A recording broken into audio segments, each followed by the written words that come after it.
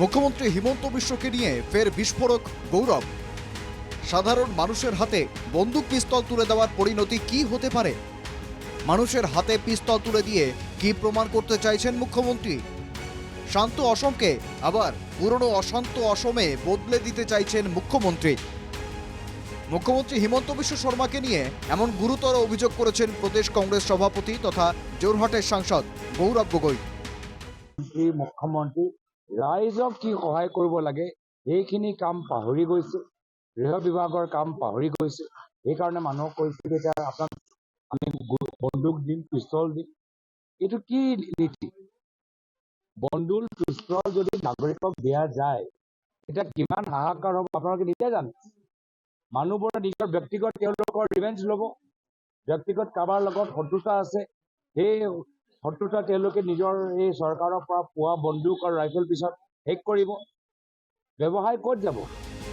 বন্দুক হাতে পেলে ব্যক্তিগত আক্রোশ মেটাবে সাধারণ মানুষ, লাটে উঠবে ব্যবসা বাণিজ্য, ঘুরে আসবে পুরনো সেই অশান্ত পরিবেশ। অসমকে অরাজকতার দিকে ঠেলে দিতে চাইছেন মুখ্যমন্ত্রী। শেষ কৰিব। ব্যৱসায় ক'ত যাব? এই স্থানীয় ব্যৱসায়ীসকলৰ ওপৰত এইবোৰ বিভিন্ন মানুহবোৰ এই বন্দুকবোৰ লৈ আক্ৰমণ চলাব, হেৰেছ কৰিব। তো মুখ্যমন্ত্রী ক'ত লৈ যাবলৈ বিচাৰে? প্রসঙ্গক্রমে প্রয়াত মুখ্যমন্ত্রী তরুণ গগৈয়ের কথাও তুলে আনেন গৌরব। তরুণ গগৈ অসমে শান্তি ফিরিয়ে এনেছিলেন, এটা উল্লেখ করে প্রদেশ কংগ্রেস সভাপতি বলেন, প্ৰয়াত তৰুণ গগৈদেৱ অসমৰ মাজত শান্তি আনিবলৈ বিচাৰিছে আৰু যথেষ্ট সফলতা লাভ কৰিলে। আৰু মুখ্যমন্ত্ৰী আমাক আকৌ অতীতৰ ফালে লৈ যাবলৈ বিচাৰে, অৰাজকতাৰ ফালে লৈ যাবলৈ বিচাৰে, অশান্তিৰ ফালে লৈ যাবলৈ বিচাৰে। তাঁর নেতৃত্বে এই প্রজন্মের কংগ্রেস মুখ্যমন্ত্রীকে যথাযোগ্য জবাব দেবে বলেও হুঁশিয়ারি গৌরবের। লৈ যাবলৈ বিচাৰে আৰু ইয়াৰ প্ৰত্যাহ্বান আমি দিম।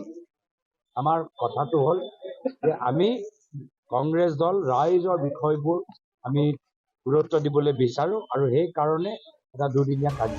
সর্বগ্রাসী এই বন্যা যে ব্যাপক ক্ষয়ক্ষতি করবে তার আশঙ্কা ছিল আগে থেকেই, কিন্তু রাজ্য সরকার বিষয়টি নিয়ে গুরুত্ব সহকারে ভাবেনি। বন্যা প্রতিরোধে কোনো পরিকল্পনাই ছিল না অসম সরকারের, এটা উল্লেখ করে গৌরব বলেন, চুইচ গেট নাই, ডাঙৰ প্ৰব্লেম। হাতীগড়ত চুইচ গেটৰ ডাঙৰ প্ৰব্লেম হৈছে। 15টা বান্ধ এতিয়াও ভালনাৰেবল হৈ আছে, দুৰ্বল হৈ আছে। আৰু মুখ্যমন্ত্ৰী কিমানবাৰ কৈছে যে কামবোৰ হৈ যাব, ৱাটাৰ ৰিচোৰ্চ মন্ত্ৰী কিমানবাৰ কৈছে কামবোৰ হৈ যাব, আছেম্বলিতো কৈ থাকে।